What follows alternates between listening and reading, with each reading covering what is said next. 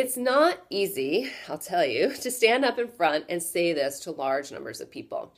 It's much easier to stay in small women's circles with women who get it and want to learn more about their goddess lineage so that they can become fully empowered.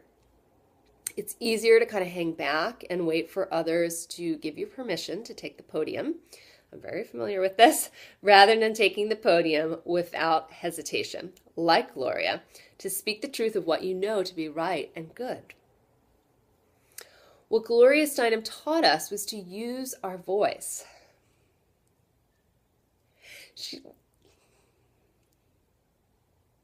She taught us to take a stand for what we believe is right. She taught us to be straightforward and compassionate at the same time. She taught us to listen to others, but to always stand our ground in our beliefs. If this next wave of feminism is to succeed in ensuring our rights and liberation as women and to carry on Gloria's legacy, we must revisit our past lineage that predates patriarchal religion and culture.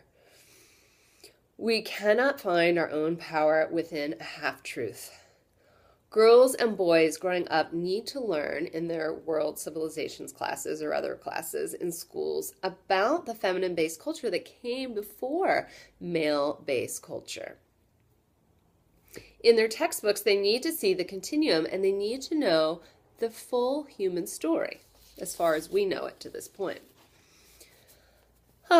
So on a global level, as the United Nations devises their post-2015 agenda and how they're going to address gender inequality, which has been a huge issue, of course, this critical issue of religion and spirituality cannot be ignored. Every global issue affecting women and girls, including violence, lack of access to resources and opportunities, lack of quality education, lack of ownership and control of land and other productive assets, lack of participation in public and private sector decision-making, lack of health and sexual and reproductive rights, and lack of freedom of movement. This is all based on living in a patriarchal culture that denies the divine essence, the divine beingness of woman, of girl, of female, of the feminine. We already know that educating and empowering women and girls has a hugely positive economic impact for communities and nations. Okay, this is the big thing that's being talked about now. But if this is still done in a worldwide culture that condones violence against women and classifies women as an offshoot of man, we are further oppressing women by making them machines of the patriarchy. You see that? Okay. I don't see that there's any liberation in that. So knowing about our goddess history legitimizes female power in society. It reminds us of the goodness of the female body and the sacredness of every female being.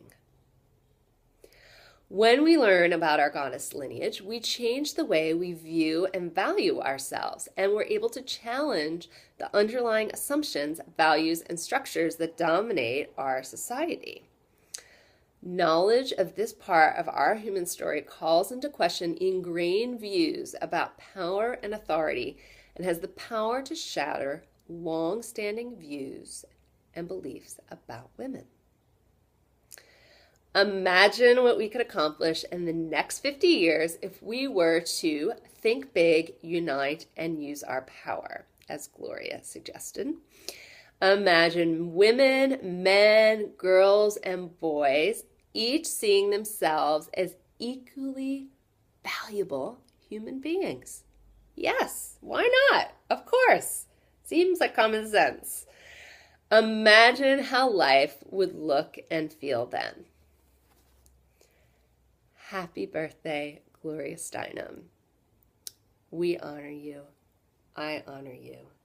I am so grateful for you, for showing up, leading us, inspiring us, motivating us, being the woman that you are, just for showing up. Thank you.